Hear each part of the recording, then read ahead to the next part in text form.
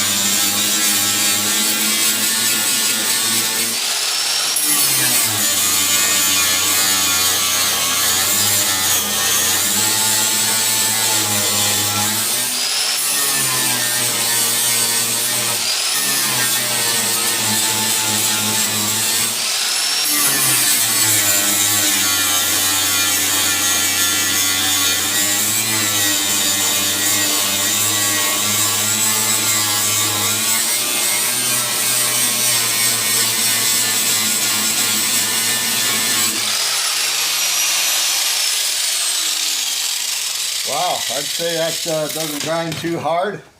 One of the things I want to say, this is that Temu wire that I'm using too. So it doesn't seem to be super hard, and it's not grinding down too bad. The welds, in a couple places are high where I've had to kind of peck away at it. So, but I think it's gonna do what I want it to do, and it's going to grind fairly easily, and so I'm just going to keep at grinding here, and you guys can check that out. That wire, I want to say at the time it was $17.99 or something like that, or $16.99 for a 10-pound roll. So it's not bad, but I have been having some problems with the bird nesting initially with the setup on this Arc Captain. I changed that wheel. It's happened a couple times since, but I think the main problem is I was getting too close with the tip of the welder, and I'm getting spatter on it, and it's sticking that way. So, but this is what we got. Talk to you later.